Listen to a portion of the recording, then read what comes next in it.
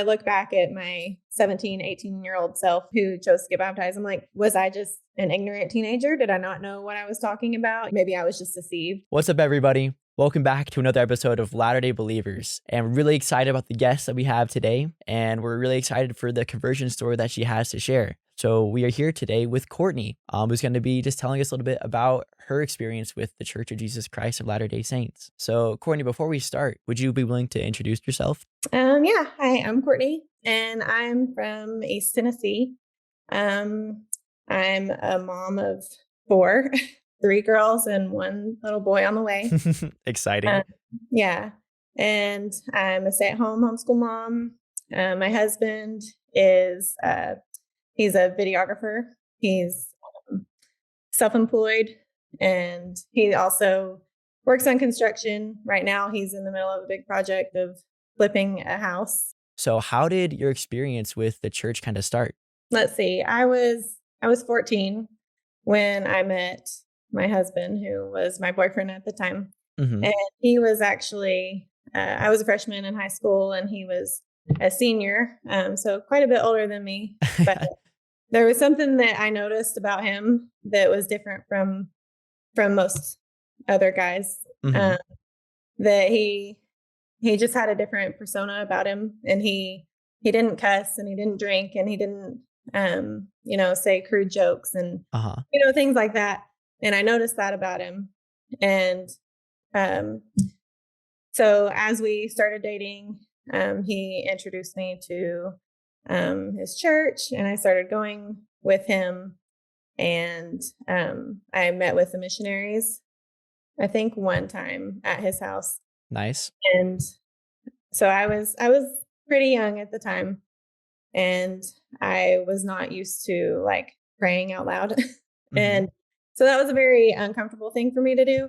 For sure. And so during that lesson with the missionaries, they were talking to me about prayer, and the whole time I'm thinking, please don't make me pray. Please don't make me pray.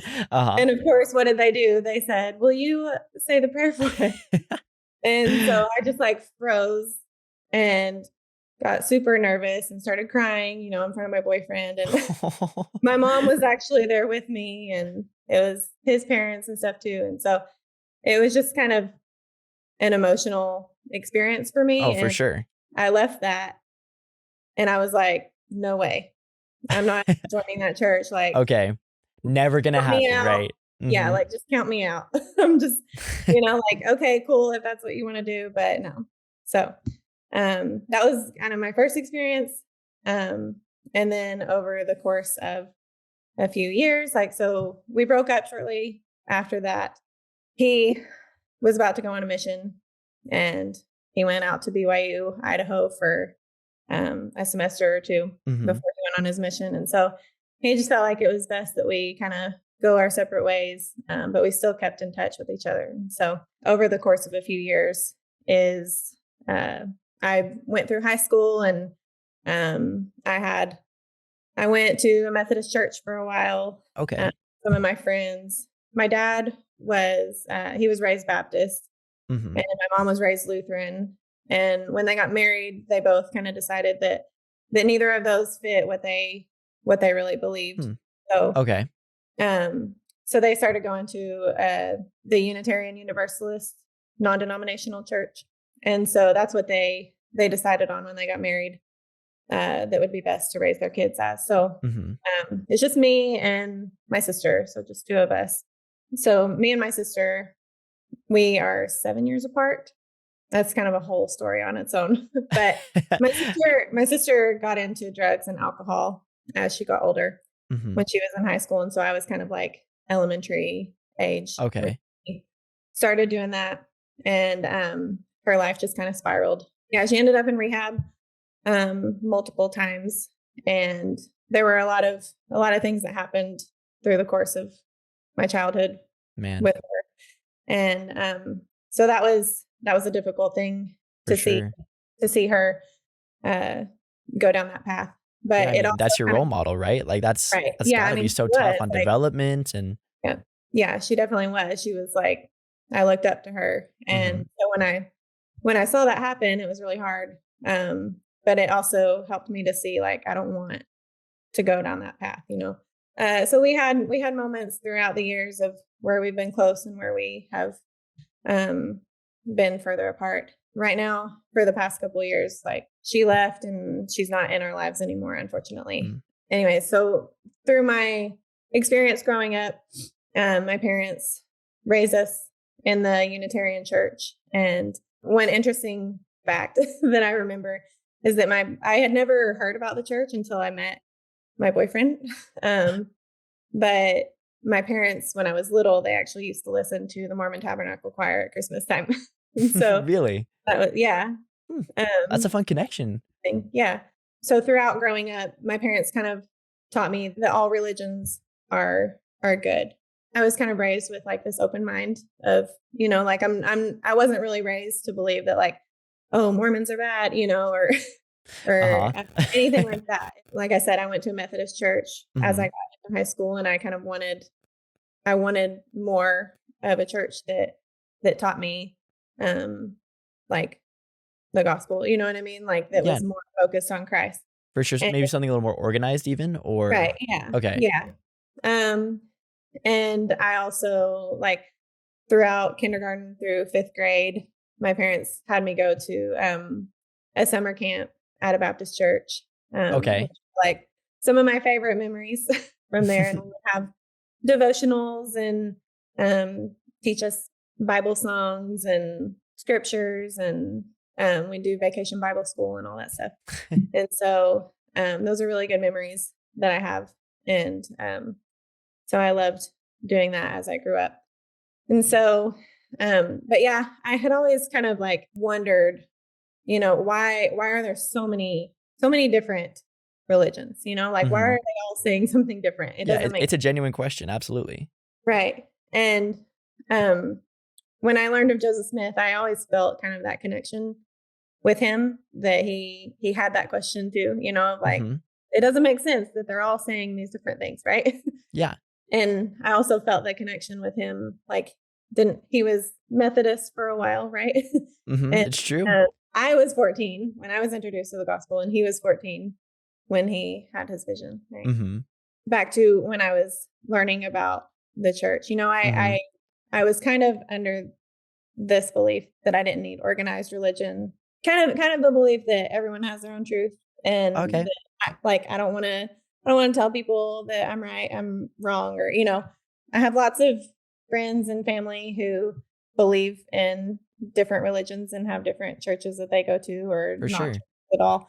But I always felt like there was something that I was missing, like because I was taught like have a relationship with Jesus, and I'm like, but how do I do that? And I mean, it's easy to say, but harder to do. Yeah, for sure. right. I had met with missionaries, and then I had said, no, forget that. I'm not going to do that. So he left, and I went through my high school years, just kind of like going to the Methodist church. Okay. We would go on retreats and mission trips and things like that.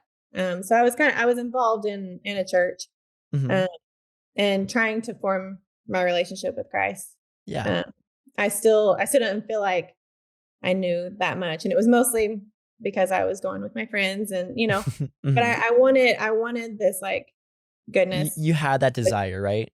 Yeah, and I knew that it would make me happy, right?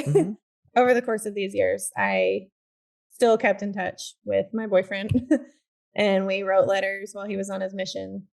And I was interested in what he was doing. He went to Argentina for his mission, so it took a while for our letters to get back and forth because back in the day, using snail mail, right?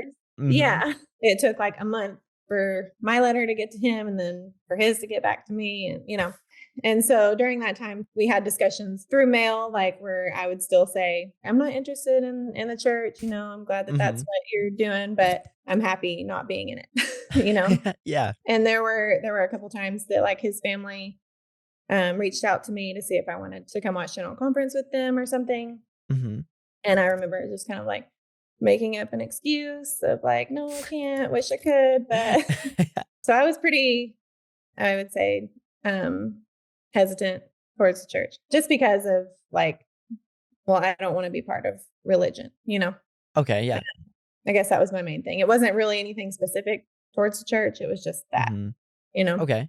Once I got into my senior year of high school, I was working at a restaurant. I was a hostess, and I picked up a shift that I wasn't supposed to work.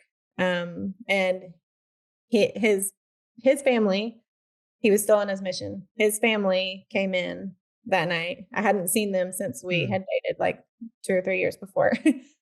And so they came in um, and started talking to them, and they invited me to come to church. And I was just like, oh, sure. Not sure exactly why, but I was Yeah, like, what's the worst that could happen, right? right. That's kind of what I thought. I was like, well, Mhm. sure, why not?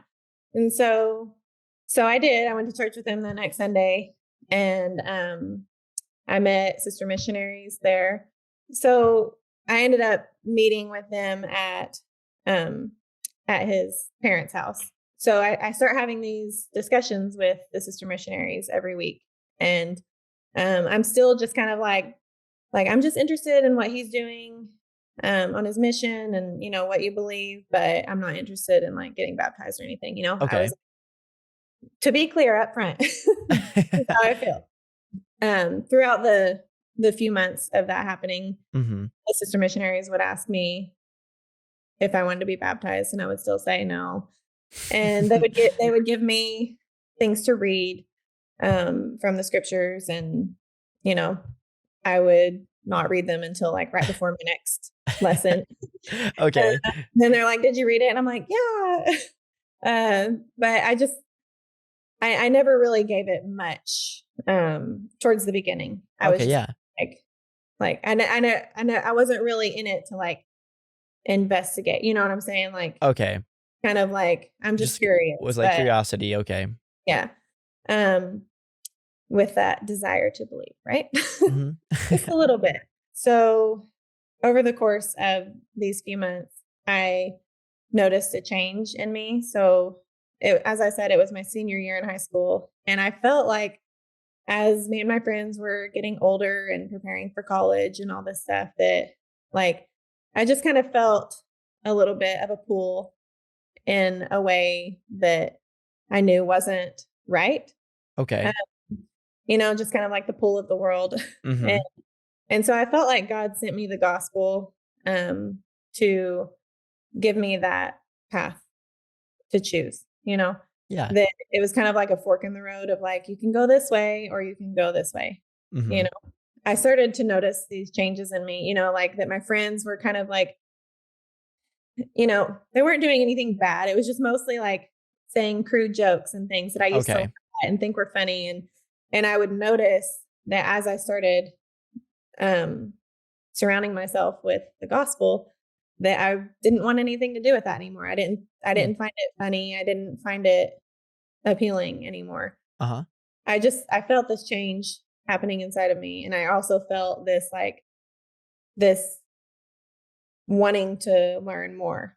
It's like, Yeah. why do I keep wanting Mhm. to meet with him? Why do I keep wanting to go back and learn more about what they have to say? So I started to actually read what they would give me.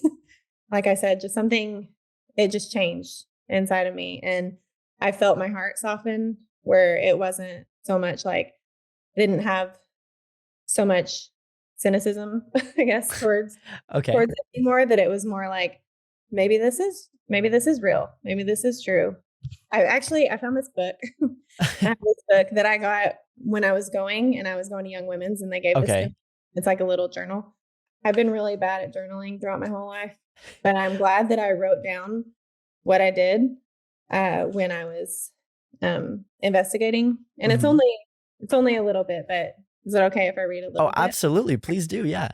So yeah, it was March of 2010. So however many years ago that was. We don't gotta uh, count. yeah. I was like, I always said that I would never become Mormon. It was just not a possibility, but I think God has different plans for me. He brought me back to the church after a couple years, and I have more of an open mind now. I get an excited feeling when I read my scriptures and go to church and talk with the missionaries. I don't want to make this huge decision right now, but it will happen when it's supposed to. So I could tell that that God was like working in me, Mm-hmm. and Absolutely.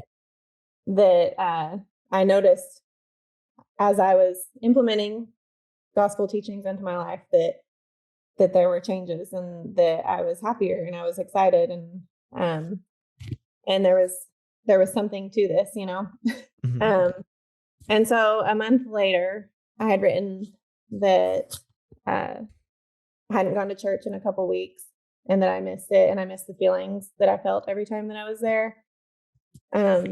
So it's been really hard the past couple weeks because I've been having some doubts and like, is this really what I want for the rest of my life? Is it worth Mm-hmm. feeling excluded by my friends and some family? Am I sure it's 100% for the right reason? Is this feeling from God? That I think I know all the answers, but it's so scary because this is such a life-changing experience. I'm scared that I'm not ready, but I'm trying to trust God. From the outside looking in, it kind of looked like that I was doing it for the wrong reasons, because I'm like, oh, that I think a lot of friends or people from school thought that I was just, doing this so that I could get back with my boyfriend, right? Um, Okay. and I was like meeting with his family, so it just seemed Mm-hmm. kind of But like an easy narrative for people to tack on to that, right I'm sure. from the outside looking in, but they didn't Mm-hmm. know that my heart was actually changing and that it wasn't for that reason. Mm-hmm. That night that I was having all of those doubts, um, I just really felt like I said, I felt this connection with Joseph Smith that I'm like, Mm-hmm. if God can speak to him, he can speak to me, right? Like I said, I wasn't used to like praying out loud, Mm-hmm. especially. And so I decided that night, I'm like, I really want to know, like, am I wasting my time with all of this? Mm-hmm. Or or is this real and true? Um, and should I be doing something about this? So that night I decided to um actually kneel down on my floor in my bedroom and say a prayer out loud, which I don't think I had ever done. And it felt really awkward for me at first. But I remember specifically asking God, is this what you want for me? And and I asked him for um if he wanted me to be baptized, if he would give me a date. Um and I would do it. And I didn't have any spectacular vision happen for Mm-hmm. me in that moment. But I remember that I was like, my heart was just, if this is what I'm supposed to do, then I'll do it. Um, and help me to know for sure that this is what I'm supposed to do because it is such a huge life changing experience, Absolutely. especially when you know, I was the only one. Mm-hmm.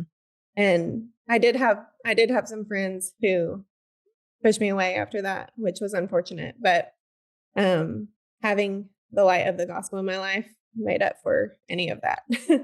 um, and also, my family, my parents have been supportive from the beginning. So I'm That's grateful. fantastic. So grateful for that. So it was about, let's see, it was about 4 days later. Um, I went to church and my sister, who I said we haven't had a great relationship, Mm-hmm. she actually came to church with me that day for some reason, which has not happened very much over the last 14 years. I had written down that she went to church with me and that I had noticed something change in her. Mm-hmm. Um, just that I said something happened in her heart today and it strengthened my testimony and my prayers have been answered and I have a date. And Wow. I remember that day and it's so hard to explain what that feels like and what it, Okay. you I'm know, sure. um, that it's just, um, I just knew at church that day, I was like, I mean, this is, it is real. It's when you know, true. you know. Yeah, Yeah. When absolutely. you know, and it was like, it kind of like hit me like a ton of bricks.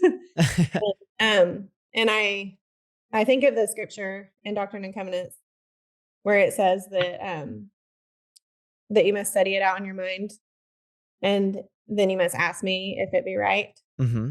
And if it's right, then I will cause that your bosom shall burn within you. Therefore you shall feel that it is right. And I was like, that's exactly what I feel. And I can't explain what that feels like, but that's exactly how it feels. And so the date, May 7th, came to my mind. And I was like, which this was like a month before that. So Okay. the date, May 7th, came to my mind. And I was like, that's the date that he wants me to be baptized. Because in my Mhm. prayer, I was like, what day? Give me a date and I'll do it. And Oh, okay. yeah, and so that date came to my mind. And um and I was like, okay. Of course, when I told the missionaries, they were like, why don't you just do it next week? um, right. Classic. Yeah. But I was like, no, this is the day that it's supposed to be. And Mhm. so Felt pretty strongly that that was the right date. Like, that's right. pretty solid. Yeah. And for whatever reason, I didn't know at the time. So I go home and I tell my parents that this is what I'm choosing.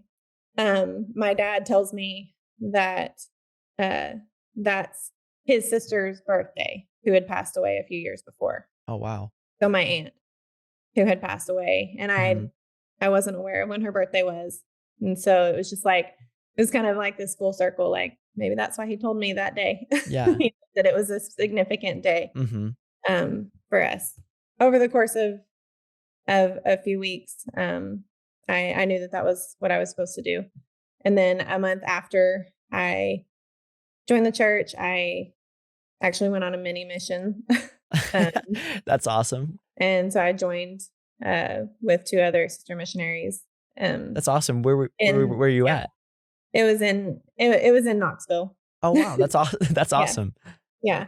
So I did that, and I hung out with the sister missionaries all summer. Mhm. It was after I had graduated high school. And then my boyfriend or my husband now, Mhm. he got home from his mission in October. And then we got engaged a month later. Wow. Yeah, so uh So the so all your whole story kinda takes place while he was out on his mission. yes, yeah. But he's the one that introduced me in the Okay, first he got place. the ball rolling. He got it, yeah. Okay. Um and I he might kill me for saying this, but I I always kind of joke that that he gave me a Book of Mormon when he broke up with me. 'Cause he was like That's it one was way to his do like it. yeah, it was like his last ditch effort, you know, like Mhm. here, just read this, you know. And he was like in contact, of course, with his family and like, is this actually happening? You know, he like couldn't Uh-huh. really believe that it was actually happening. And so when he got home, you know, of course he wanted to know that it that I did it for the right reasons too, Of right? course. Of course, yeah. Yeah, and so the first night that he got home, like we went on a date and um we were walking downtown and we were kind of like no one else really was around except for this woman who came up to us. I can't even remember what she said, but she started talking to us, asking us questions about the gospel. Like it was so While you're on the random. date. Yeah, and it was the first Okay. night that he got home after his mission, and Uh-huh. So, we're of both just course, he's kind gonna of go into like missionary mode, right?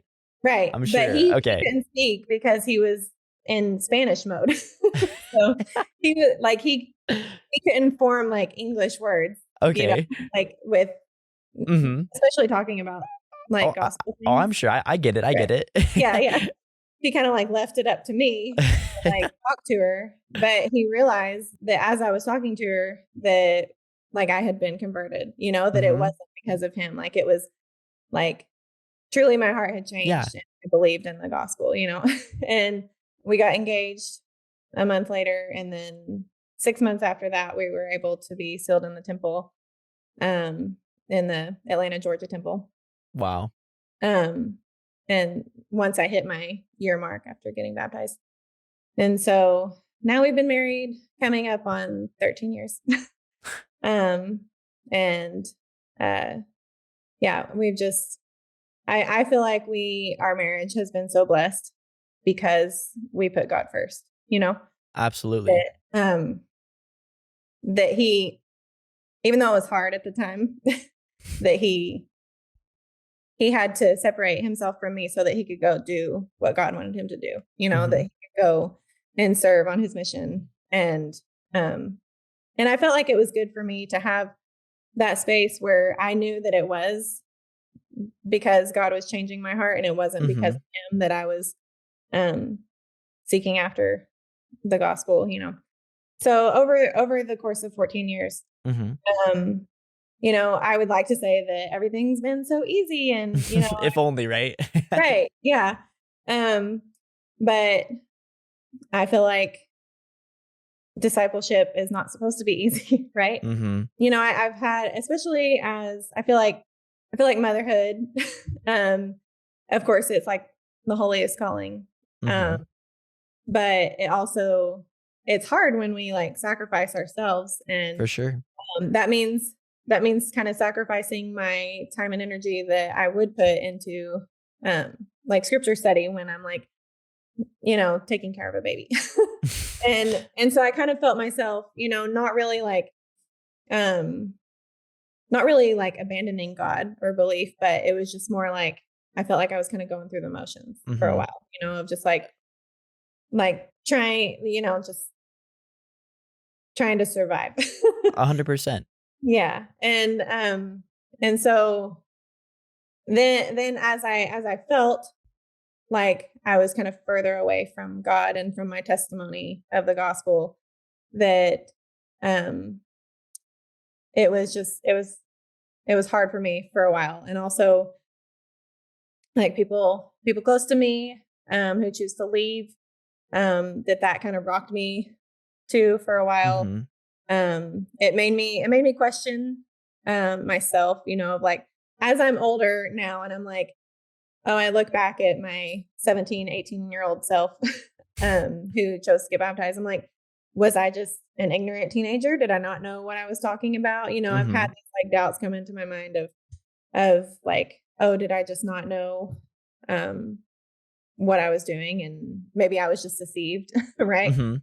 And but I've over like dealing with that, I have cried out to God and asked him to give me another witness, that I can't just hold on to what I felt all those years ago, Mhm. that those experiences, of course, they as Elder Anderson talked about, those spiritually defining memories, um, that those are very important to me. Absolutely. But I'm like, I need like conversion is a continual process. It's not Mhm.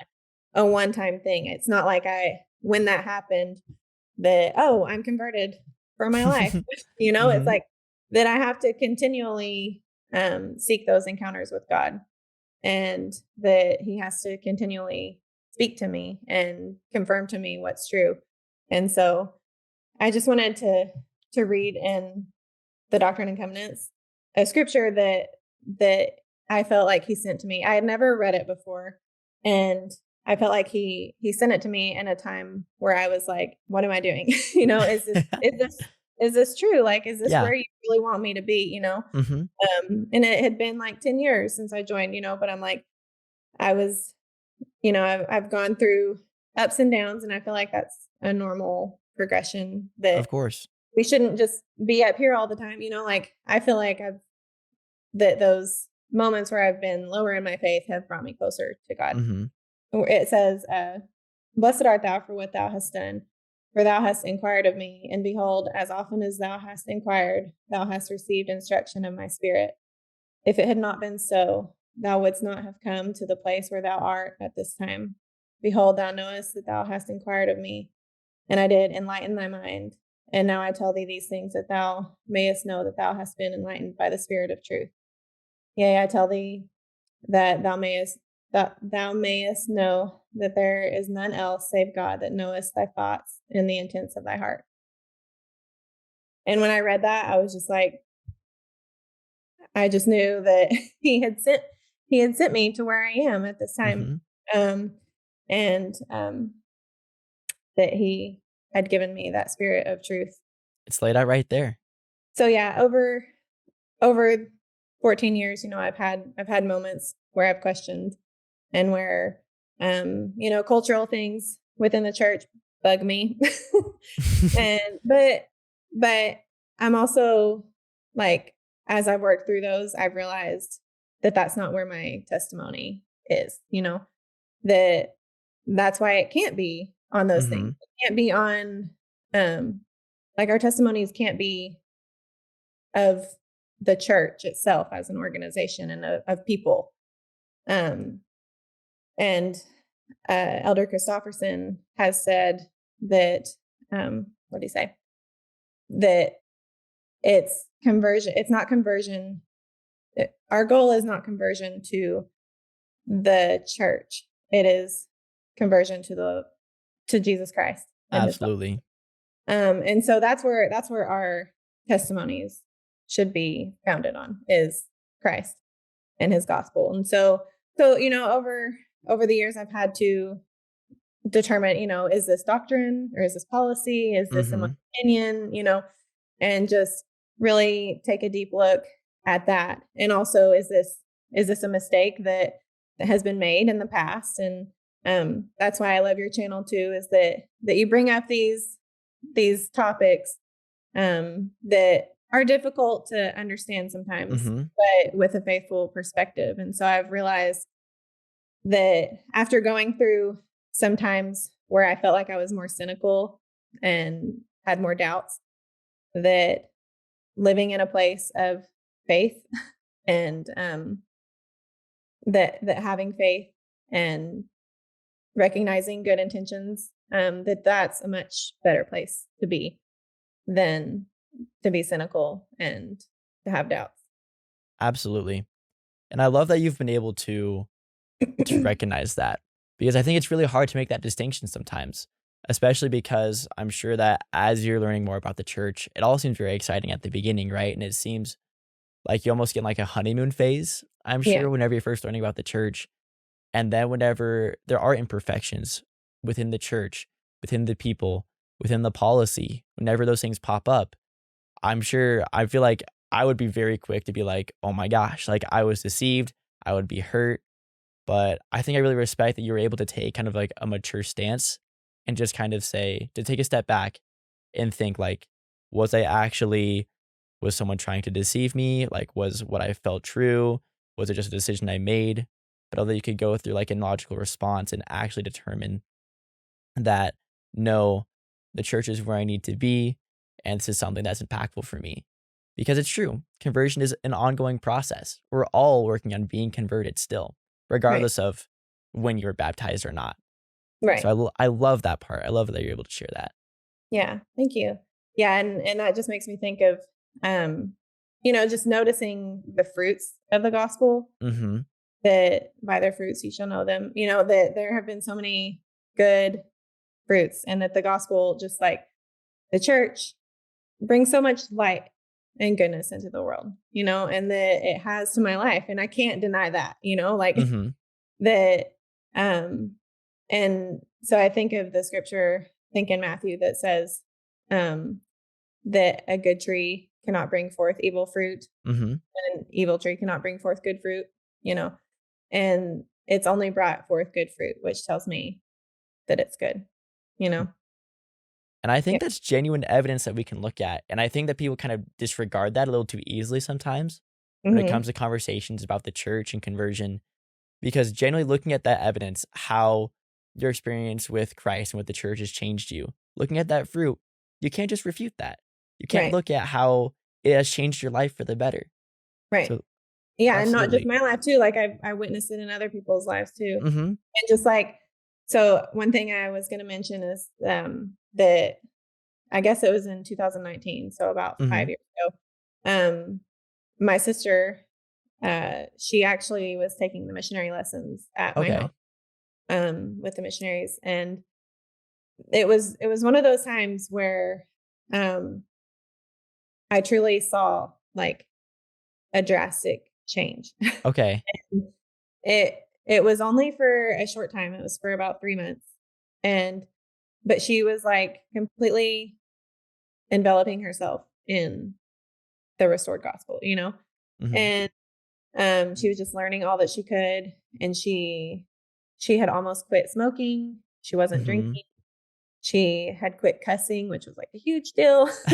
And um like there were just so many changes that I witnessed in her as she went through that process with me. And like we had so many deep spiritual conversations with each other through that time Mhm. that I was like, what is this? Like this is it just felt so crazy. And um it was the power of the gospel that changed her. And of course we all have our agency, right? Mhm. And she chose to use her agency to go back to her old ways, unfortunately. Mhm. But it was like I can't deny what I saw in her, that it Mhm. was just like she had been changed, for that Absolutely. time. And then she chose a different way. But um yeah, seeing how it changes people, and there's no denying. Mhm. Oh, you're so right. I Yeah. mean, the power of the atonement of Jesus Christ is by far the most powerful changing agent in the universe. There's Yeah. nothing that's going to be stronger than that. It's Mhm. incredible to get to see that play out right in front of you. Right. And I'm sorry that didn't work out with your sister, but I'm sure that I wouldn't give up hope, I guess I Yeah. would say. I still have faith and hope, and that's only because of Christ. Mhm. And I know that, and that's also one thing that I love about our doctrine is that, as I was growing up and learning about different churches and stuff, that um it never made sense to me that that God is just gonna send you to hell. Mhm. If Still doesn't make and sense to me either. yeah. And I just believe in a merciful God who seeks after all of his children and doesn't abandon Absolutely.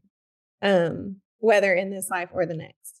And so I love that about So well said. our teachings. Yeah. Absolutely. Yeah. I'm grateful for that pretty much every time we go over the plan of salvation. Something grateful every day, honestly. Yeah. It's really the plan of salvation that blew my mind when I learned about it. And it Mhm. just it was like a familiar thing that I was being taught. Yeah, It was just like, yeah, that's right. and you that's know? something that I've heard a lot because I served a mission, and I've talked with a lot of people who have converted to the church, and I just hear that so often that it felt familiar. There was a familiar ring to the plan of salvation, to the gospel, and Mhm. I think that's so fascinating.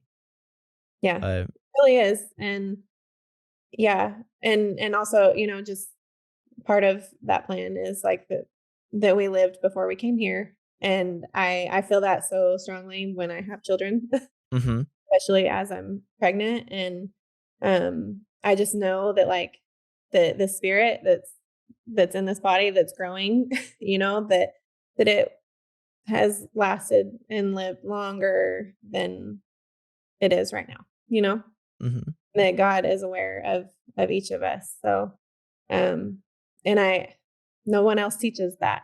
And so one thing that me and my husband have talked about a lot is that there are so many things within the church, you know, that can cause doubts if you let them. Mhm. Um but or can, push you away. And one thing we've talked about is there's more questions outside of the church than there are inside. Of course, we don't know everything, and we don't claim to know everything, but there's so many questions that are answered, um, like and those really important questions, that our Mhm. souls just yearn for answers, right? Of where did we come from? you know, Yeah, like and what's our purpose, and it gives us direction and purpose for why yeah. we're here. Like, there's no really better answer to those questions out there Right. among theology and philosophy, like, I just haven't found it. Yep, me either. Yeah. So, I love that you share that. I think that's very, very wise. If I could just wrap it up with one question, Sure. I'd just like to ask, what would you have to say to somebody who is meeting with the missionaries right now? Like, and they're just wondering if the church is true. I'm just wondering, what would you have to say to them? I would say that you don't have to know everything right now. Um there are there's so many things to learn.